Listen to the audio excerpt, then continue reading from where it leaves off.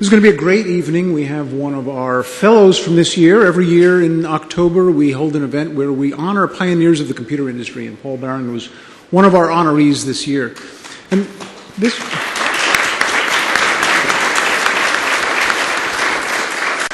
frankly is a way for us not only to honor their contributions, but to put them on a pedestal and to make them heroes so that the next generation of technologists will have people to look up for.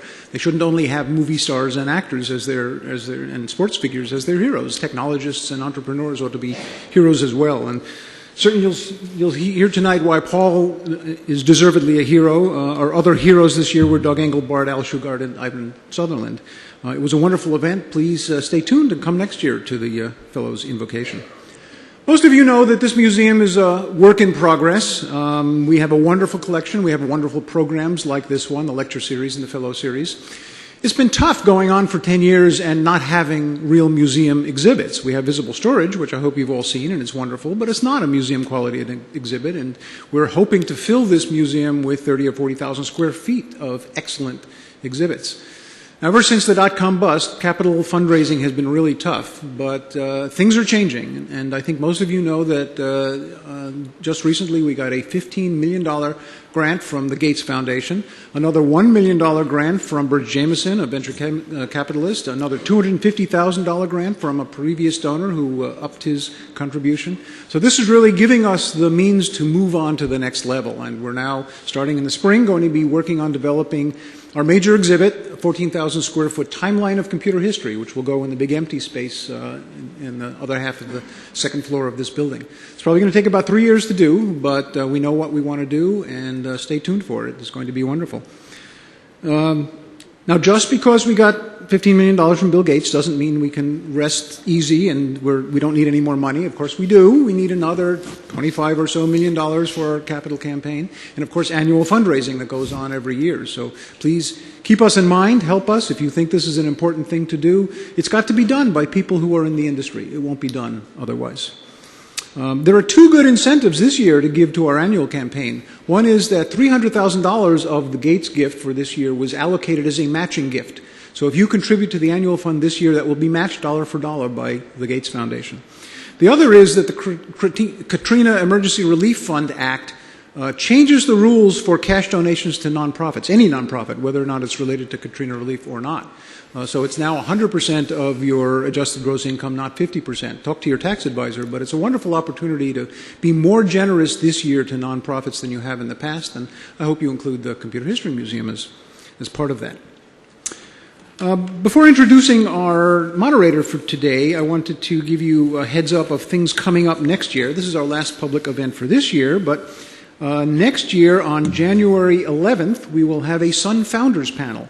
So Andy Bechtelsheim, Bill Joy, Vinod Khosla, and Scott McNeely will be here talking about the history and development of Sun Microsystems with John Gage as the moderator.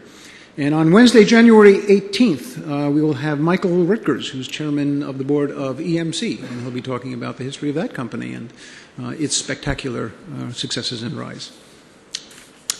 So on to this evening. Our moderator for tonight is Henry Lowood. Henry probably doesn't remember this, but he was one of the first people I spoke to 10 years ago when I got this idea that Silicon Valley ought to have a computer museum, and I didn't know anything about computer museums or archives or collections, and I went to Henry, and he gave me good advice then, and he continues to give us good advice. Henry's PhD is in history at the University of California at Berkeley, and he was there for a while and made some brief stops at San Jose University and the University of Oklahoma for a while, but then 25 years ago came to Stanford and has been involved in all sorts of activities there. In fact, to give you an idea of the range of his interests, he is the curator of the History of Science and Technology collections at Stanford, but he's also the curator of the Germanic collection at Stanford. And he's written hundreds and hundreds of papers from fields like forestry management in Germany to Galileo and Kepler to computer games and the history of the computer mouse and all sorts of technology-related things. So he's eminently qualified to be the moderator tonight, and please welcome Henry Lowood.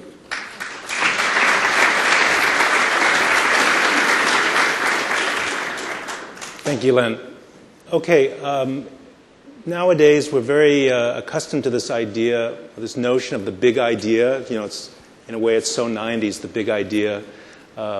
Certainly in this entrepreneurial culture we live in, that's been a big driving force. I think today, in talking to Paul Baran, one of the important themes really is this is about a very big idea that occurred in the 1960s. Maybe a lot of people think that big ideas only started in the 1990s associated with technology, but of course that wasn't the case. And so I think in talking to Paul, who's just been so prolific in doing everything from a big idea to starting companies, starting the Institute for the Future, patents, inventions, everything you can think of. I thought maybe the way to approach it as a historian would be, first of all, to undermine the stuff that we take for granted, which is we might think we know everything about packet switching, but actually this all happened in a rather different world, 45 years ago. So let's find out a little bit about the context for packet switching, the sort of different world that it came out of when Paul was thinking about it back then, and then we'll go from there to Paul's life and through some of the other things that he's done since then. Okay, and where I wanted to start in particular, I found a quotation from one of Paul's articles. He wrote this in 1960. He said, if war does not mean the end of the earth in a black and white manner, then it follows that we should do those things that make the shade of gray as light as possible. To plan now to minimize potential destruction and to do all those things necessary to permit the survivors of the Holocaust to shuck their ashes and reconstruct the economy swiftly. Again, it occurs to me that those are very strong words. It's a very strong motivation in a paper that's called Reliable Digital Communication Systems Using Unreliable Network Repeater Nodes. It's just very striking to me, and I'd like to ask Paul just to start by coloring in this notion that we had, these motivations that you had in this world where people were thinking about the potential destruction of the world and all the things that could happen, and how you felt that these ideas that eventually led to packet switching and, of course, the internet and so on would help the survivors of a situation like that. Well, the time was 45 years ago at the depth of the Cold War that both countries were building thermonuclear weapons aimed at each other. And there is a real serious problem that if one side fired first, there's a chance it could wipe out the other side. So the desire was to have what's called a second strike capability, that if you can build your system to survive the first strike and be able to return the favor in kind, then there's less chance of anything happening. So it was a nuclear war threat that really is at the bottom of this. And the point of greatest vulnerability was the command and control communications. At the time that we had two means of communication. One was shortwave radio that would disappear with a high altitude nuclear burst for about 4 hours. So that couldn't be relied on. And the other was the AT&T telephone system. That was the monopoly back in those days. And at RAND, where I was working, simulation showed that a Soviet attack aimed at our weapons would also take out all the communications. And that was odd because this was on collateral damage alone, because all the facilities would survive, but the communication would not. So the answer there was, looking at it, was, well, everything was going to centralized switches. And these points were very vulnerable. So the question came up as well, can we build a network like a fishnet? And how would that behave? And played with that and simulated that and found that if we build a network with redundancy level of about 3 times as many as the minimum links, the network became very robust, that you could chop it up and the surviving pieces could communicate with one another. Of course, we didn't know how to do this, but on paper, it can be shown that possible to build a survivable structure. So the first pass at this, I designed a network using radio stations, and these using the ground wave, not dependent on shortwave stuff. And a network was eventually built around 1964, covering the northeast part of the country, and it worked well right through the Northeast blackout.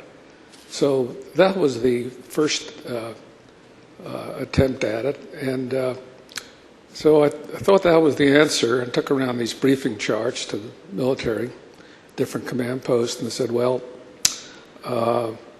here's the answer to your problem. And they say, no way, we need more communications, I have to do this, I have to do that. So then I went back and said, okay, let's figure out a way of giving them so much communications you wouldn't know what to do with. And then this became packet switching, named by Donald Davies many years later. And taken this briefing out, met all sorts of opposition, particularly from the telephone company. It wouldn't work, you're crazy, and the usual, you'll expect. So every time there's an objection, I'd have to go away and think about it and write another paper and say, look at it. So after a while, I built this big pile of papers and ran out of reasons why it wouldn't work. And so that is one of the origins of what we call packet switching today.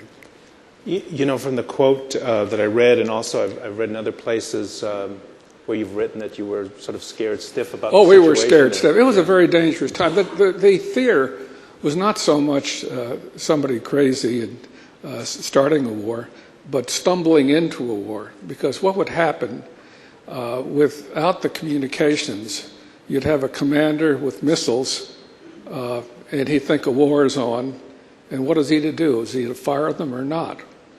And the Soviet response was to fail hot. So that was very dangerous. So it was the stumbling into the war that was the real concern. And it was very spooky times. So I would assume that in a situation, that sounds like a necessity for the country. So I would assume that the government, maybe a funding agency, the military would have put out a call for research on this, and maybe you were responding to a possibility for a research grant in doing this work. But I don't think that's the way it actually happened. It was at RAND, and RAND's a wonderful place. The Air Force gave RAND its budget every year, and the idea was that the people at RAND used their time in the way they felt was of most help to the country. A great place, and it still is quite good. But there it had a wonderful degree of freedom to work on what we thought the important. So you were problems. in this environment that you just described. This think tank is I don't know if that term is as current as it used to be, but did you pick this problem for yourself? Yeah, I picked I have true stories. That I thought I picked the problem for myself. Maybe it wasn't that way. What would happen is every 2 weeks or so, a list of requests for help would go into RAND, and they'd circulate it, and if anybody wanted to work on that problem, they would sign up for it. Which division were you in at RAND? It was in of all places, the computer science department of the math division. Okay, and so you basically, between the feelings that I just read, sort of that feeling that you had about the situation and then the freedom to go ahead and pursue that research project, you just went ahead with it. How long did it take you to start feeling like you had a solution to this? Well, the discovery that a network could be made out of the network could hold together came pretty early. That was in the 1960 or so. Then when we got into the high data rate stuff, then a whole bunch of ideas just dropped out. And the most remarkable one of all was that if you could chop up a network and it would still behave and work well, then there's no reason that you had to build the links out of gold-plated parts. AT&T had very, very high-quality links crossing the country, very expensive. Since you don't care whether the network link has failed because enemy action or just because it's cheaply built, does the same thing. So that meant that the cost of communication went all the way down, because now you can build networks that will be very reliable out of unreliable parts. And that was one of those light bulbs that turned on. So redundancy was a key redundancy part of is the key, and it doesn't take much. And were there a lot of redundant systems in the phone system no, at that there was time? not. There was very little redundancy. There were some alternate paths, but that doesn't work. If you look at So you had to introduce this idea to engineers in the system there who hadn't been thinking that way. Let's put it that way. Let's put it kindly. How did you persuade a big monolithic organization like the Bell system to possibly move in a different direction?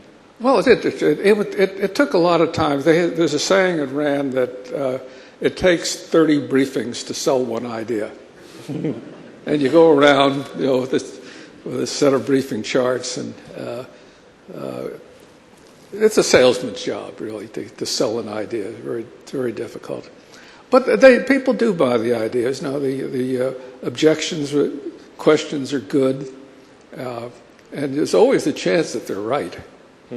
So you have to be very careful, in making sure that what the objections are. Now, the basic objection by the telephone company, and these are the transmission people primarily, is they could not visualize anything that would not go through the system instantaneously.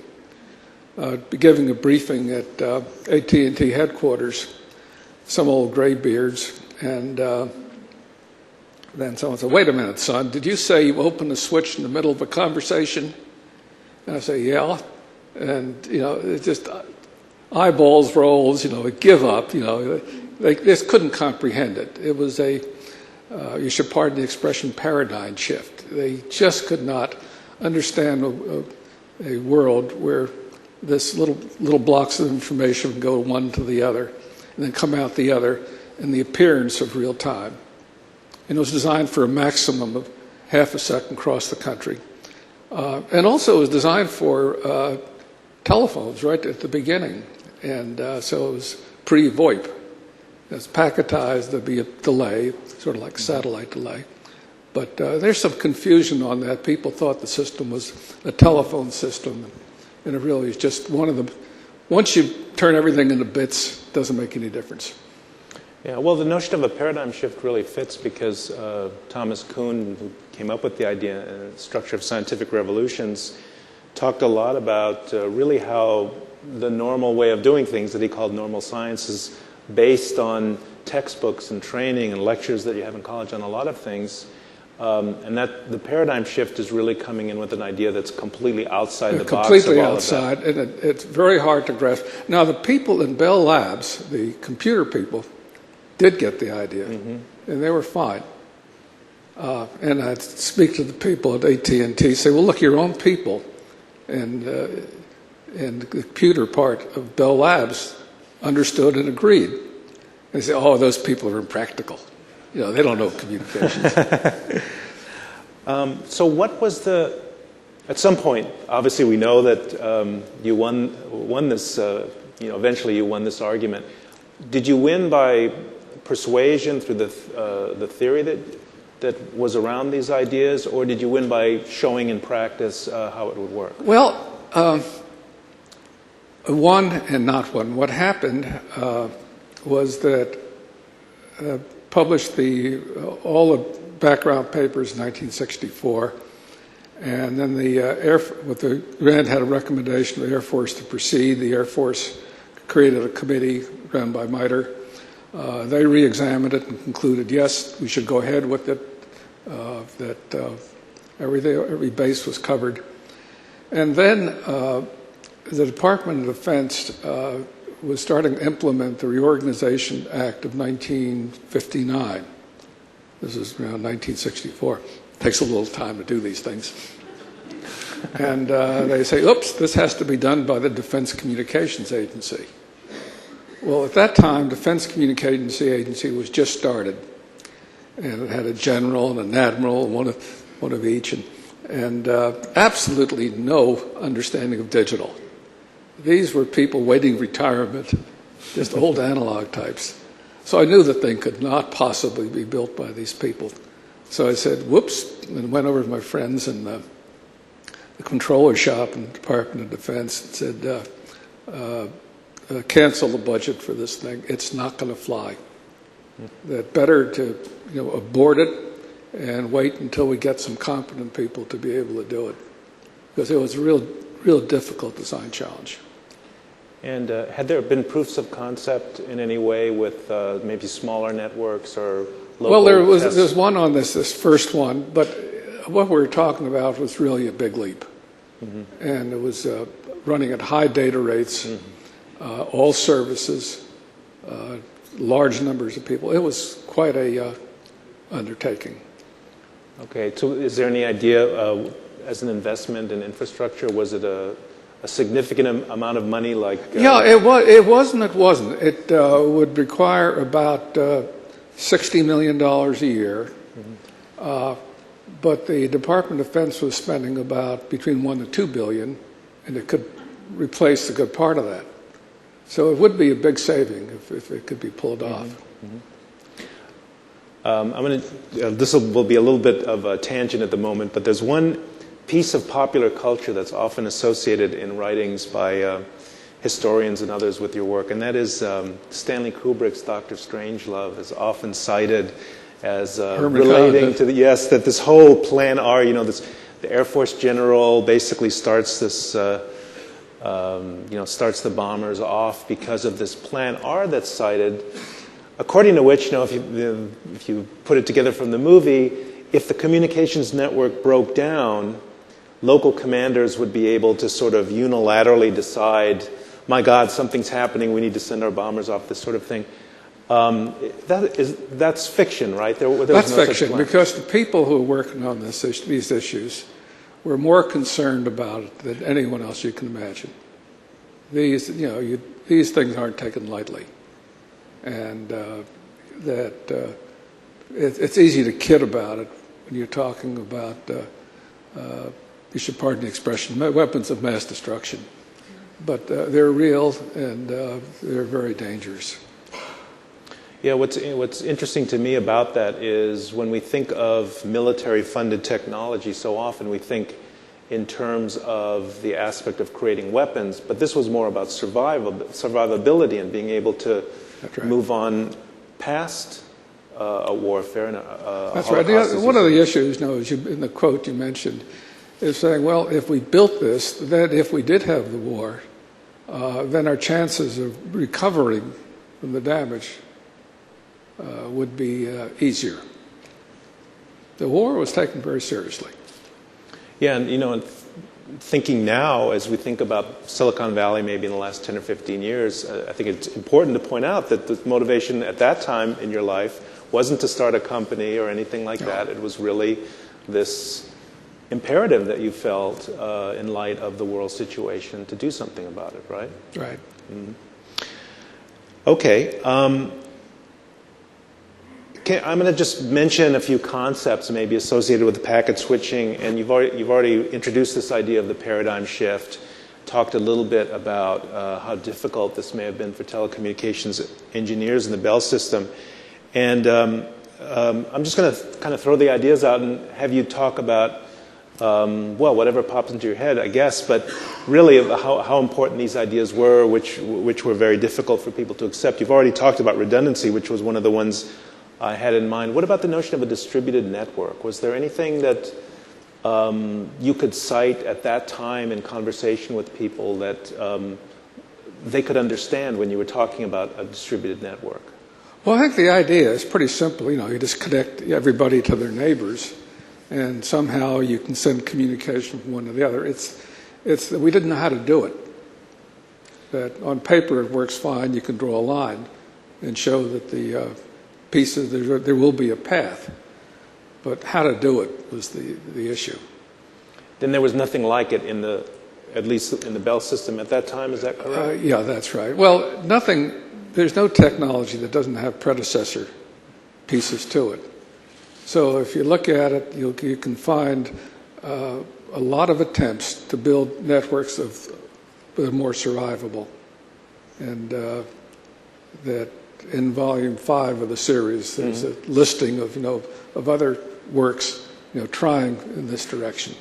So nothing is ever started from total scratch. Did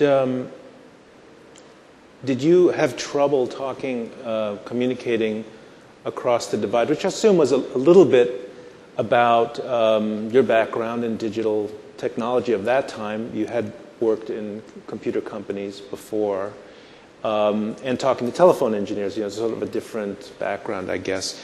When you talked about things like network synchronization and how messages would be switched around and this sort of thing. Well, it was very useful because in those days there were two fields. There's communications and there are computers.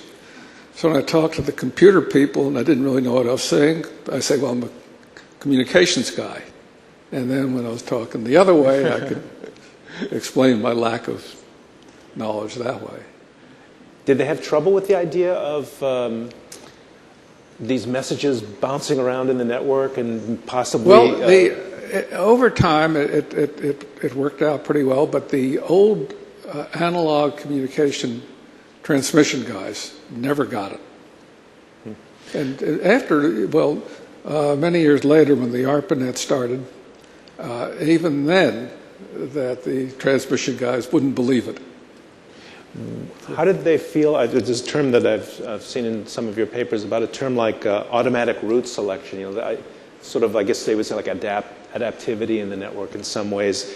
Was that something that was easy to communicate, or was it difficult? That wasn't hard because the telephone switching system was pretty sophisticated. Mm-hmm. But the problem was it was built like a web. The whole lines came together, no rings around it.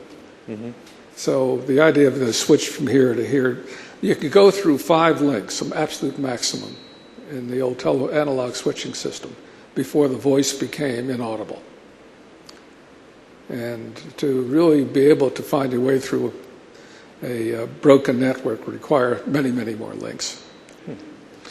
One more question like that before we start talking a little bit more about your biography. Was in what you proposed, did you also include things like encryption? Oh yeah, encryption was fundamental, and had 2 layers of encryption, and it was designed with the assumption that somebody could capture part of the network and you could still be able to work with the remainder.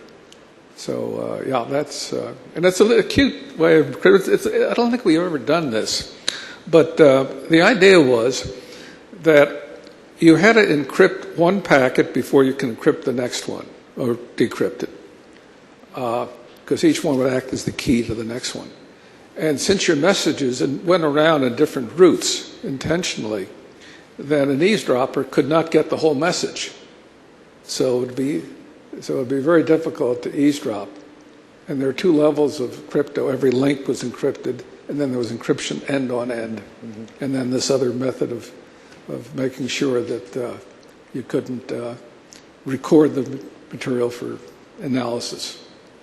Okay, so we've established that you had a pretty big idea then, and you had to go to a lot of people to convince them that this would happen, and indeed it did happen. But now I'd like to go back a little bit. First of all, you were a pretty young guy then, right? Yeah. So what do you think gave you the confidence to really keep going with this? Well, that's a very good question.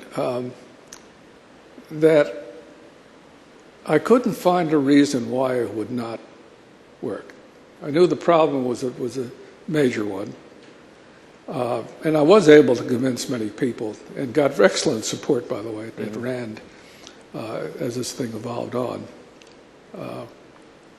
But it's one of those cases where you think something is right, and you don't see any better way to do it, and you just stick with it. Okay, let's see if we can find something in your education or your family or something that maybe explains that, that stick-to-itiveness. So let's back up now. You were actually born, I believe, in Poland. Is that correct? Well, it depends. Oh, okay. It depends. My I know brother, where this is my going. sister, and myself were all born in the same house, each in a different country. If we had somebody else born in that house today, it'll be a fourth country. I think I know where you're going with this, because as it happens, my father was born in what was called Küstrin, which is between Germany and Poland. It was Germany when he was born there. It's Poland now. And so I think I understand what you're talking about.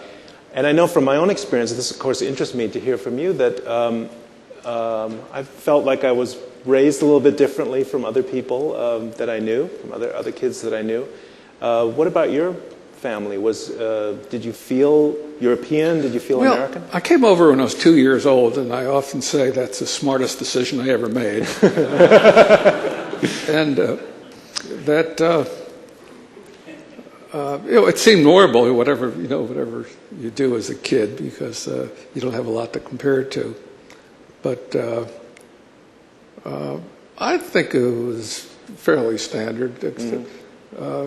Folks had a small grocery store, and I used to work there. I started working at age 6, and I've been working since then. And neither one of them had a technical background of any sort? No. You grew up in Philadelphia, is that correct? Or near Philadelphia? Yeah, I grew up, well, I'm not done growing up yet, but for what passes for it, I guess I spent my young days in Philadelphia. Still like the place. It's a great place. So how do we get you then to your technical interests? Was it something in school, college? At what point did you become interested? Oh, you get interested in these things as a kid. And that I was interested in chemistry for a while. And then radio. Radio is very implausible. How can you send a signal from one place to the other without seeing it? I still haven't figured that one out, but it was something that intrigued me, and I got interested in amateur radio very young. Were you a ham operator? Yeah. Oh, okay. Been a ham operator ever since. Yeah. Very important theme in the development of Northern California as an electronics center, ham radio. Where did you go to school then? Well, I went to Drexel. Mm-hmm. Then later I started taking some courses at UCLA and got a master's there, and continued piling up courses and going for a doctorate. And I was working at Rand and traveling. I had and building a house. And then one day, it was around Thanksgiving time, I could not find a parking place in all of Westwood Village or any place. And I said, the hell with this. And that was it? That was it. Now, always an engineer, never any doubt about... Oh, born an engineer. Yeah, never any doubt about that, okay. Right. I don't know how many people know this, but you worked for Eckert Mauchly. Mm-hmm. Was that your first job then? Yeah, first job. And that was on the UNIVAC, right? The first job, we don't count delivering groceries. Oh, okay. What did you do at Eckert Mauchly? Well, Eckert Mauchly was... I was doing... it was hard finding jobs, at those days, so this crazy thing called computer, I went over it, and I was doing life testing. And I was convincing myself this damn thing could never work. That the failure rate of all the parts were so high. And then I remember a lunch. I was having a salami sandwich, listening to these older guys talking. And one says, okay, we've sold 3 machines. It takes a room of people. It takes a big, big room of people to put a simple problem in the machine. So maybe we'll sell another 3. Is there a market for these damn things? So I figured, better get into something else. I don't think computers had much of a future. And so the next step was then from that to... A company called Raymond Rosen Engineering Products, worked on telemeter equipment designed there, and the Korean War broke out, and Cape Canaveral just started. Mm-hmm. So we took the equipment out of the lab we're building, and it was the first telemeter equipment down Cape Canaveral. And that was before Sputnik. That was that was after Sputnik. That was after that. Yeah. Okay. Sputnik's from this Rand, is around 51, 52. Okay. What got you to Rand then? We know the big idea was at Rand. What? Well, I went to then I did some other things, and I worked at Hughes for about 5 years, and started off in radar data processing, and then into vulnerability analysis. So I was not unfamiliar with this sort of. Mm-hmm. So that was probably part of your understanding of the Yeah. problem of survivability. Okay. Okay, you were at Rand. You were happy at Rand. Clearly, Yeah, Rand is a fabulous place. Yeah, really great. But you did leave eventually. Well, what was that about? It's not a matter of leaving Rand, but rather wanting to start something different. And Rand is a not-for-profit, and it's created to work in the area of national security. And this was about 1968 at the time, a little bit before then. And the definition of national security was changing because the Cold War had come down and we were having a problem with riots in the 65 era, 66. And we could see the country was being strained. And we were working on problems that had very, very long time constants for the solution. So some of us felt, well, gee, maybe it's possible to do long-range planning, long-range forecasting. We didn't know how to do that. They didn't have tools. We didn't know very much about it. It wasn't a very respectable domain. Charlatans, soothsayers, entrol readers. You know, it's long-range forecasting was bad stuff. So we thought maybe we'd do it at Rand. We got a little money from the Ford Foundation to consider it. And then we thought, well, gee, Rand's a great place, has a wonderful reputation. We're going to be off doing crazy things, and you know that it'll have a hard time getting through the Rand filter process. And let's start a new not-for-profit, and if it doesn't work, we can flush it down the drain. Nobody will call attention to it, and that's the end of it. Never works, great. So that was the Institute for the Future. That's the Institute for the Future. You know, one of the names that a lot of people know from Rand at that time was Herman Kahn, and I guess he'd founded the Hudson Institute before that. So that was, again, I suppose, sort of similarly to the survivability problem where there's something in the air. Herman Kahn was a very smart guy, very smart, and controversial. But again, there was something in the context of the times. Let's say you were talking about many of the social issues that were really quite troubling in the late 60s. That's right. That was part of the motivation then for developing an institution that could Well, help there are two things we're doing. One was trying to get Rand to move into the civil sector. And right now, Rand is about 50% military, 50% not military. So it's very strong in those areas now. The Institute for the Future is interesting in that it covers a lot of different disciplinary kinds of concerns. It's not just, I think, maybe some people think it's about technology exclusively, and of course it's not at all. Was that there from the beginning, that you wanted to include a lot of other kinds of issues? No, we did. It was the case. We started off looking at methodology.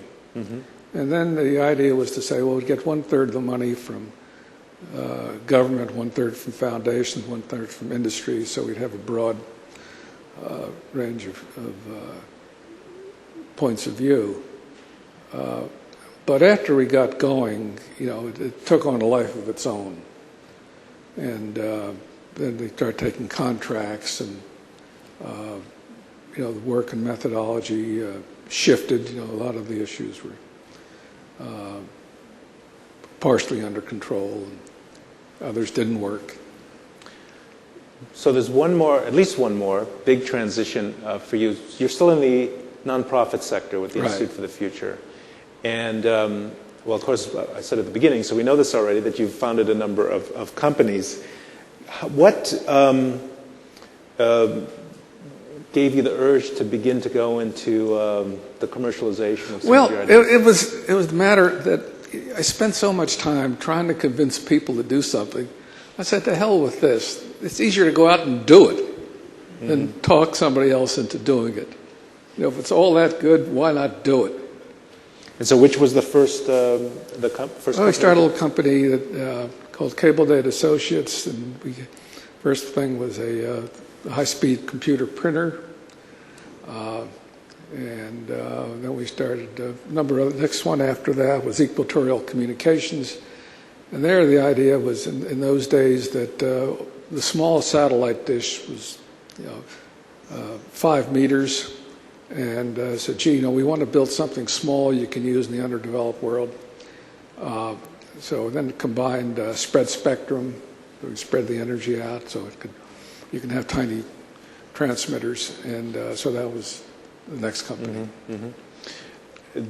Did you always stay with telecommunications in the company? Yeah, telecommunications is Okay.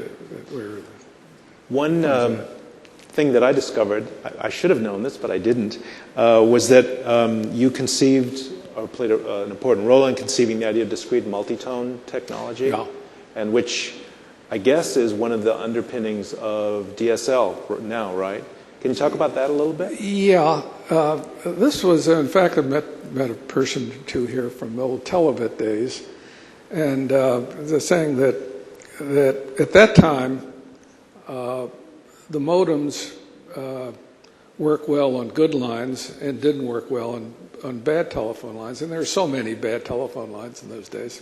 So let's design a modem for bad telephone lines, because there's so many of them. And so what we did was use a number of 64 tones, each one modulated separately, each one carrying a maximum number of bits. And it was the fastest modem at the time, but more importantly, it was most robust. And there are places around the world that you could not use a modem except for this one. In fact, there was a prohibition from shipping these to Russia, and that was the only type modem that would really work in many parts. So when stuff was going by the back route, we figured, I know that one of your later startups, Com21, was a cable modem company, and so the reason the DSL thing interested me is I was thinking packet switching, DSL, cable modem. I probably should be paying you taxes or something like that. You're using almost everything that you've developed in your various companies. Well, it was, I wouldn't take the full blame for DSL, but the idea of the Televit modem was, packing as many bits as you could, taking advantage of the fact that the nulls from one carrier would drop in. And avoid the next one. So that became, technology, but it's based on the amount of processing you could do. So it wasn't until you get these very powerful chips that you could really do something. And I'd say John Chaffee is the guy who really did DSL.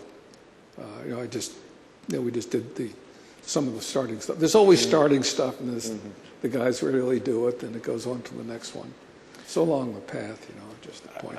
I hope people are getting a sense of your personal motivation in doing a lot of these things, and I guess from that angle, I wanted to ask you, since there's the big idea of packet switching, which came out of research that you did, and so on, and then also, I suppose there's a lot of yourself in each one of these companies that you founded, and I wondered if you could just compare the kind of personal commitment you had to give to selling an idea around packet switching and founding a company. Well, we had 3 criteria for anything we did. One, it had to be socially useful. It had to make a buck, and it had to be fun. So that covers quite a bit of territory.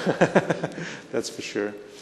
We have a few more minutes before questions and answers, and I wanted to maybe ask you to be a little bit more speculative now about some broader issues maybe. One that's might be on some people's mind. I know as a historian and also being just around in the Valley, there have been a lot of discussions in sort of a cyclical way about the rise and fall of Silicon Valley. There have been at least 3 times, I think, in the last 25 years that people have predicted the downfall of Silicon Valley for one reason or another. be it competition from abroad or the collapse of the internet economy, the temporary collapse of the internet economy, I should say.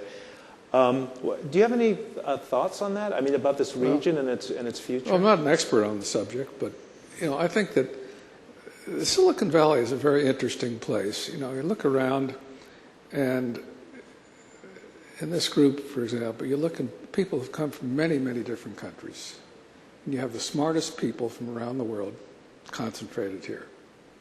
This is a fantastic resource. People that be able to do quite well. We shouldn't confuse ourselves doing well from the rest of the country rest of the world coming up economically. Mm-hmm. We won't have peace in this world until we raise the economy of the whole world up to maybe a 10-to-1 ratio. But so the rest of the world coming up, I think, is really a positive thing, not a negative thing. So, yeah, competition is good. We'd have an easier ride. We'd make more money if it didn't exist. But Silicon Valley is a potent place, and the attitude that you can try something, fail, and that's okay. You dust yourself off and try again. And you have wonderful mobility. People can go from company to company to company. Now, you don't do that back east or many other places. There's the connection of the company is too strong. So you have a culture that they can hold out very strong. I think that there will be competition, but and the other thing is that the venture capitalists here, and venture capitalists are the laziest people in the world. They concentrate here, and they don't want to go very far from Sand Hill Road. So you have a surplus of investment here relative to what you would expect if you spread it out evenly. So these are a number of advantages that we have here in Silicon Valley that I think will probably help keep it strong as we go forward. Can you imagine the same lifetime of things that you've done anywhere else? Could you have done it anywhere else? No, I think it'd be very difficult. I think that anything's possible, but it's good soil. If you're going to be a farmer, better to start with good soil with your plant. Yeah, and this is what you have here. Not as many of those around as there used to be around here. Something else, and here, really feel free to correct me if I'm going in the wrong direction. I was trying to think of the big idea and how it might apply to telecommunications nowadays. I suppose to me, wireless or maybe satellite communications would be the next big step. In terms of improving, bandwidth or whatever.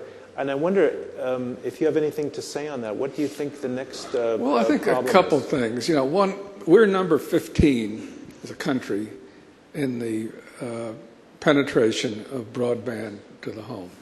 That's disgraceful. And you say, well, why is that?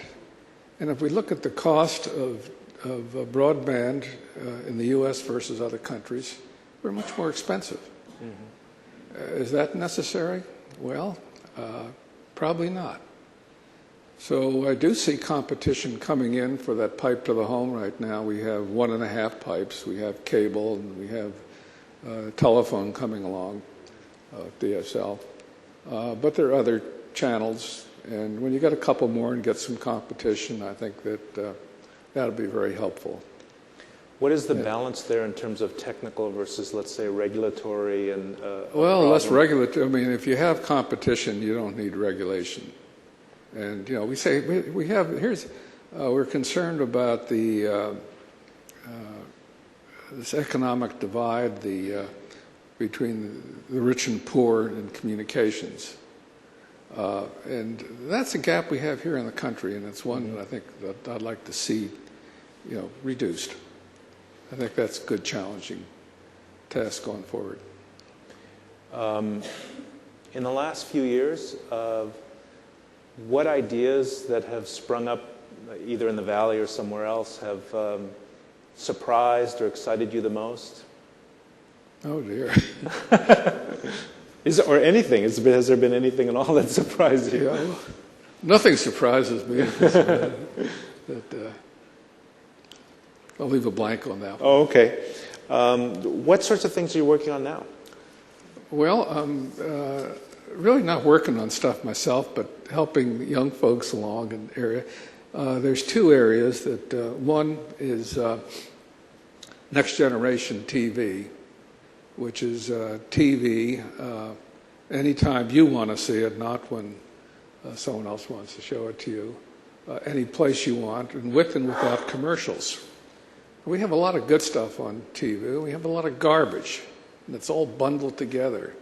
And we should be able to have the right to look at what we want to look at and not what somebody else wants us to look at. Mm-hmm. And if we look at the issue of commercials, which pay for TV, you find the price is not very great. You know, that if you take all the income of TV and divide it by the advertising revenues and the cost, it comes to about 34 cents an hour. So your eyeballs have a value of 17 cents per hour. And you say, wait a minute, I'd rather spend the money and not watch the damn commercials and watch the program I want to. So this is the potential that's there. This is what we can do. Now, of course, there's a lot of institutional issues between them, the holders of content, and but that's the direction that I'd like to see some movement. Are there any specific things that you're working on in that? Yeah, we have a group. In fact, there's several in the back row over there. That I see there's some seats up front for safe for you, but and these folks back there are working on that technology right now, and they're doing a great job.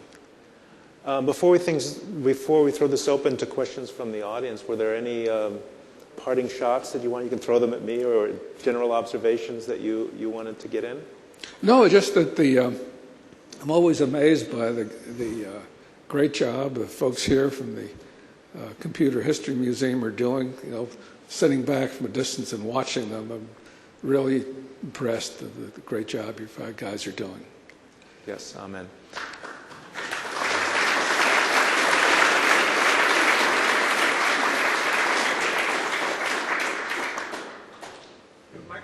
Microphone set up in the aisle, so please come up to the mics and give your name and ask questions. Okay, well, while you're working with that, I have a question. I have a career skills question. You started off trained in engineering and science, and then in some parts of your career became president, CEO, manager. Talk about the difference in skills required to do management versus engineering and science, and the rewards that come from one versus the other. Well, I don't think I'm that good a manager, so probably not the best one. I'm better at starting things than running them. You know, I like them like little kids, and when they get big, the teenagers, I'm really not as adept at it. So I view myself really as an engineer, not a manager. I can start things, and then I'd like to look for somebody smarter than myself to run them. Well, Paul, I'm John Toole, Executive Director and CEO of the Computer History Museum, of course. And you and I know that there are many, many people that make inventions and systems and infrastructures. And I was really curious how you viewed and interacted with people like Don Davies, Len Kleinrock, Larry Roberts at the lower level, or even the higher levels of things like TCP/IP with Bob Kahn and Vint Cerf, and how your interactions appeared that way. Well, we're all great guys. Donald Davies independently invented packet switching about 4 or 5 years after I did, totally independent. That all the people, one only does a little bit, and you have all these other people, adding and doing great work. And that, I think the people who write for the popular press tend to be lazy, and whoever they're describing, they paint 10 feet tall. So you have articles where everybody, whoever you're talking to has done all this, he's invented this, and he's all responsible for this and that. And really, it's a combination, of a little piece here and there.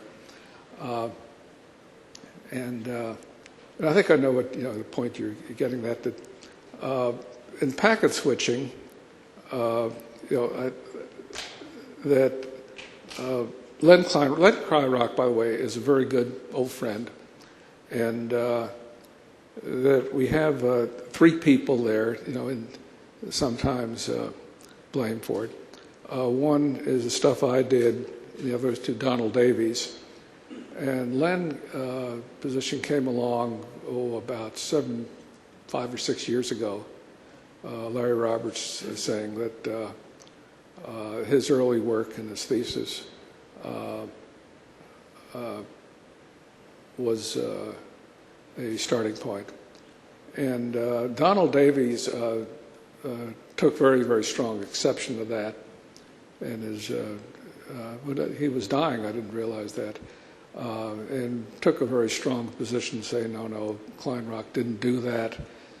His thesis did not cover packet switching. So there's a lot of, tugging back and forth. But I think it's really secondary because Len has done some real great work, and they've all done good work.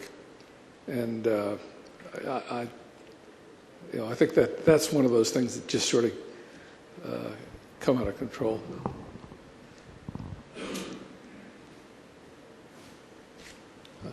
Paul Burt Sutherland. I was pleased to learn tonight you're a ham radio operator, W6AU, talking to you. W3KAS. Thank you, sir.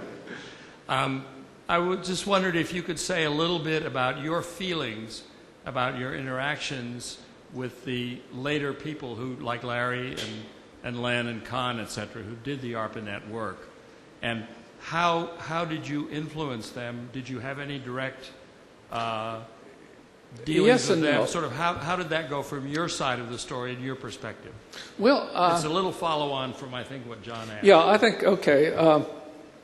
Let's see, started off the first, at the first Homestead meeting, this was in 1962, Licklider was there, and so he got the briefing then.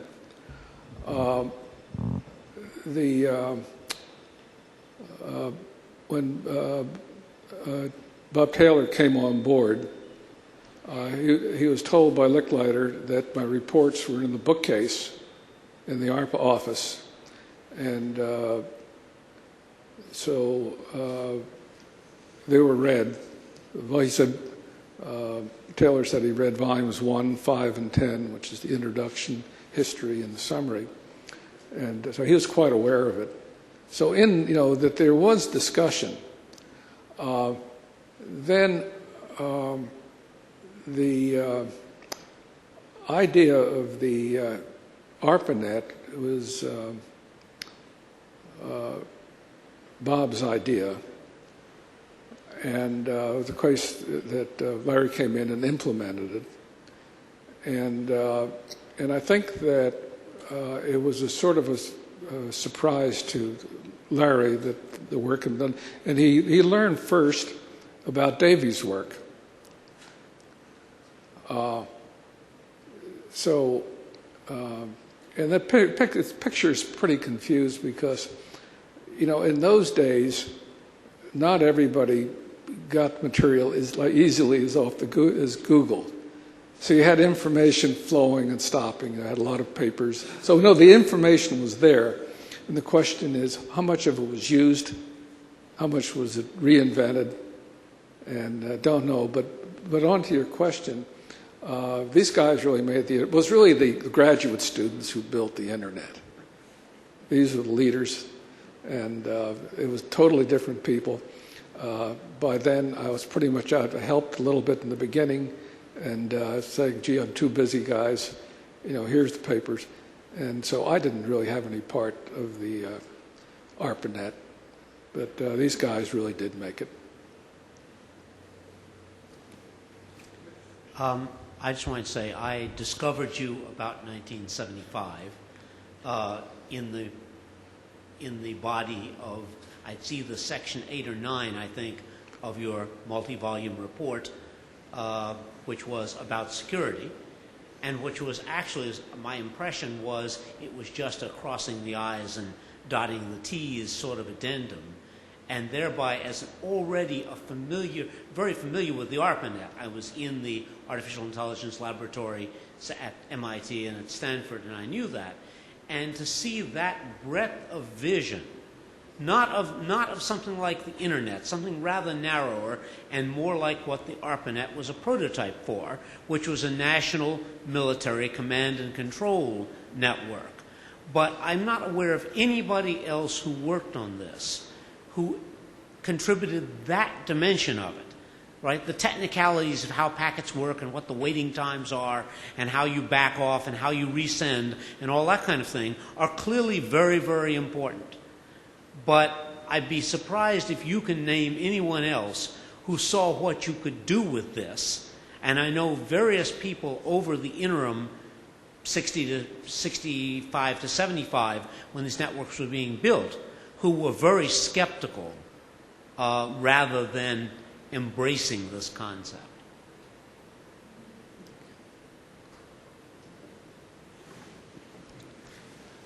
Dil Alawi.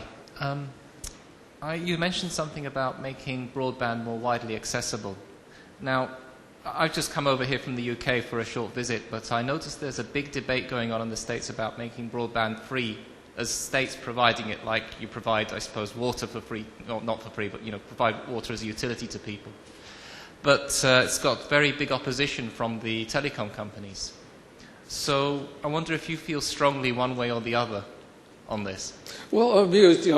The thing that I find fascinating is Google is talking about a Wi-Fi network for Mountain View. And so we're seeing a model where advertising is paying the bill for the transmission pipe, as it now does for the ISP and the rest of the system. So it's probably, something that's in the cards. That may be the way that the other new pipes may be funded.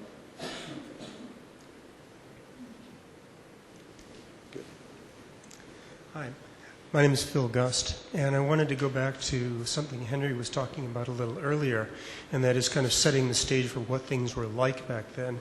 I can imagine that Rand, or at least some people in the government, wouldn't have been terribly anxious for you to publish the packet switching stuff, and just because the Russians might get a hold of it, somebody might get a hold of it. No, it was the other way around. We talked intentionally, we would feel a lot more secure if the Russians had a more secure command control system. So we purposely did not patent it. We did not provide all that secrecy. The only part that was classified was the part dealing with vulnerabilities, and that was about it.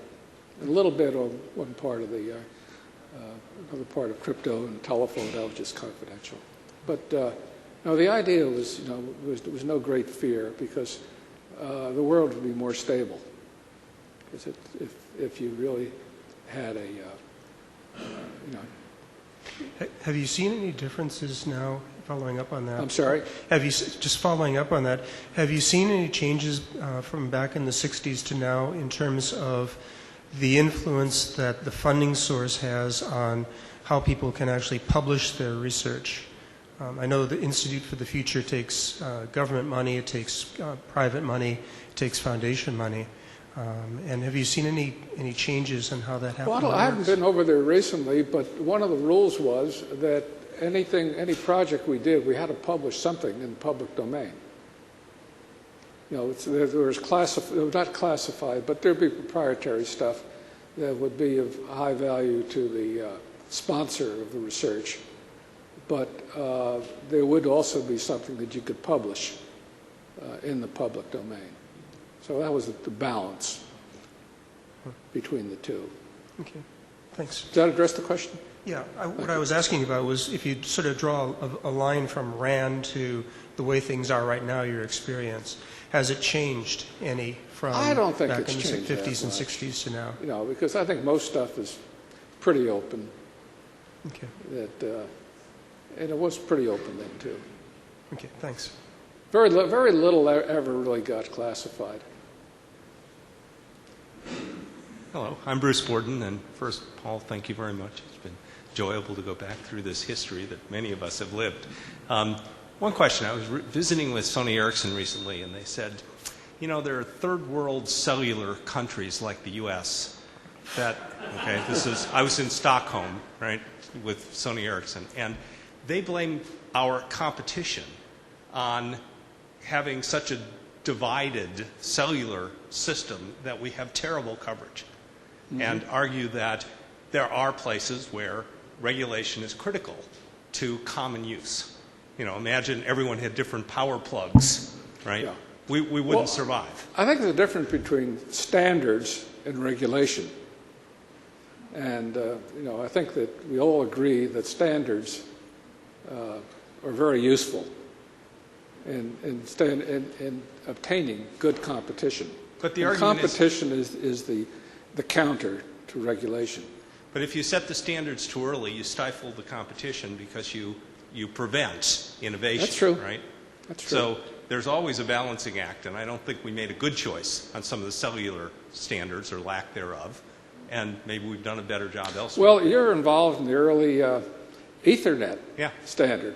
You know, that was just, you know, that's worked out very well. And, well, it made for tremendous competition. 2020 hindsight, this is really interesting. Okay, when Ethernet happened, it was 10 megabits, and it was incredibly expensive to do. I mean, our first 3-com boards were $1,500 in cost to us, right? These were high-speed PLAs and all this programmable logic.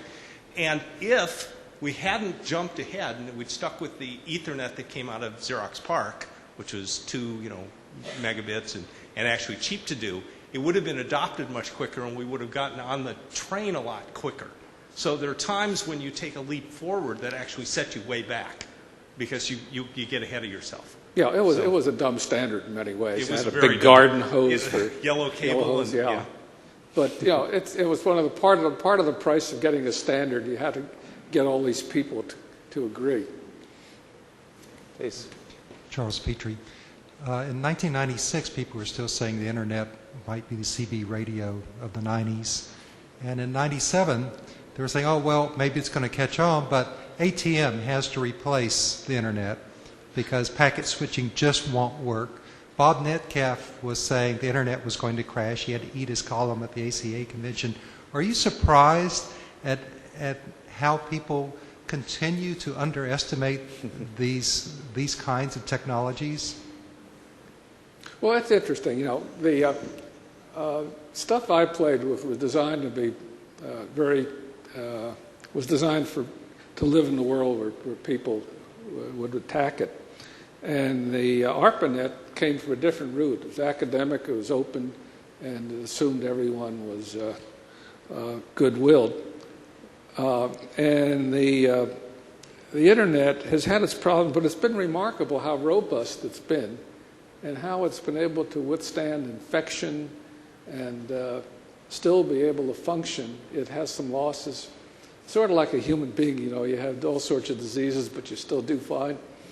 And that seems, you know, it seems to be a more robust structure than we probably have right to expect. Any other questions? Not. Thank you, Paul. Thank you, Henry, for a wonderful evening.